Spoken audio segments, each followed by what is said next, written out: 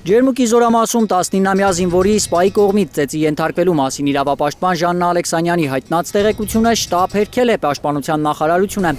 Հերքման տեքստում ՊՆ-ն հաստատել է միայն այն, որ իրավապաշտպանի վկայակոչած զինվորը հոսպիտալում է, սակայն ոչ թե ծեծի, այլ առողջական խնդրի պատճառով։ Պաշտպանության նախարարության հերքումը անարժանահավատ է անվանում իրավապաշտպան Հովհաննես Իշխանյանը։ Պաշտպանության նախարարությունը այն ինստիտուտը չի, որը ունի այն վստահելիությունը, որպեսզի իր հերքմանը հավատանք, որովհետև դա այն ինստիտուտն է, որը 44 օր ստի մեջ է մեզ պահել։ Իշխանյանը համոզված է ինչ-որ բան է թաքցնում պաշտպանական գերատեսչությունը։ Ինչ-որ բան թաքցնելու դիտավորություն կա։ Դա մի սարսափելի։ Իրավապաշտպան Ժաննա Ալեքսանյանը գրել էր, թե երեքշաբթի գիշերը իրեն ահազանգել են զինվորի ծեծի մասին։ Ըստ նրա տեղեկությունների 19-ամյա ժամկետայինը ծանր վիճակում հոսպիտալացվել է։ Ալեքսանյանի բառերով զինվորի մայրը անճանաչելի վիճակում է տեսել տղային։ Իրավապաշտպանը նաև հայտնել էր, թե տղան զորակոչվել էր հոգեկան առողջության խնդիրներով։ Այս դրվագը չի հերքվում Պաշտպանության նախարարության տեքստում։ Կասկածելի է նաև այն, որ իրավապաշտպանի հայտնած տեղեկությունը ՊՆ-ն վերագրել էր ֆեյսբուքյան կամայական մի օգտատիրոջ։ Պաշտպանության նախարարությունը նսեմացրել է կարգավիճակը մարդու, ով տվել է այդ հաղորդագրությունը, Պաշտպանության նախարարությունը գրել է Facebook-ի օգտատեր, ինչ-որ օգտատեր, էլի ոնց որ կարծես թե ինչ-որ ԿՊԱ-ական ֆեյք է։ Այնին Ժաննա Ալեքսանյանն է, որը արդեն 30 տարի է իրավապաշտպանությամբ զբաղվում։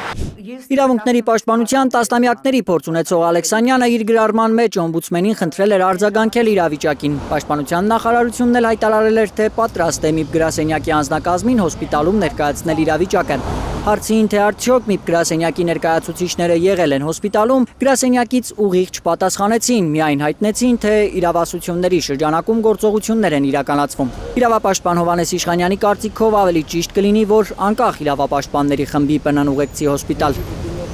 Ավելի ճիշտ կլինի հենց Ժաննա Ալեքսանյանին թույլատրեն ինքը գնա եւ որոշակի անկախ իրավապաշտպանների խումբ ստեղծվի, միասին գնան եւ դիտարկեն իրավիճակը, հասկանան, թե ինչա տեղի ունեցել։ Եվ կեցե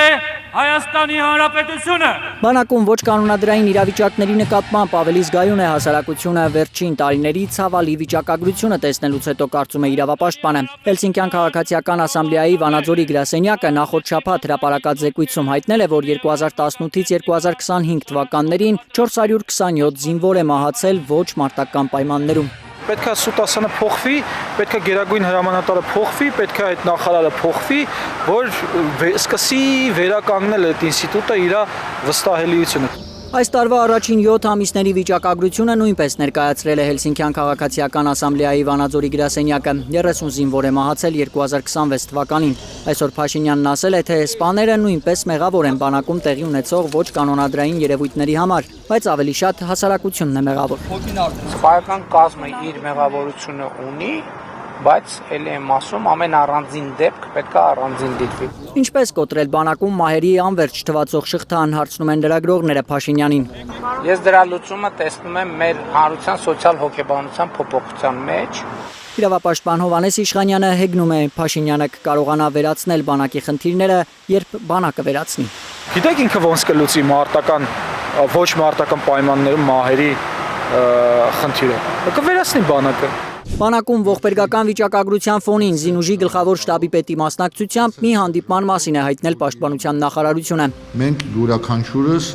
պատասխանատու ենք մեր անձնակազմի համար։ Պատասխանատվության մասին գեներալ լեյտենանտ Էդվարդ Ասրյանը հիշեցրել է ժամկետային զինծառայող ջոկերի հրամանատարներին եւ բանակային դիրքերի ավակներին։ Յուրաքանչյուրը այդ ձեզանից պետք է գիտակցի,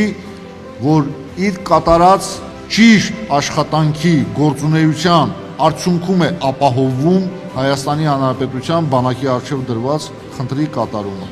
Հուլիսի 21-ին Ներքնչական կոմիտեն հայտնել բանակում հերթական մահի մասին։ Մամուլը պարզել էր, որ 21-ամյա ժամկետային զինծառայող Նարեկ Թորոսյանին ծեծելով ինքնասպանության են հասցրել առաջին մարտական հերթապահությունից հետո։ Այդ մեղադրանքով կալանավորված 2 զինծառայող կա։ Ալբերտ Սերոփյան, Միլենա Պողոսյան, Էլեն Յահինյան, Հայլուր։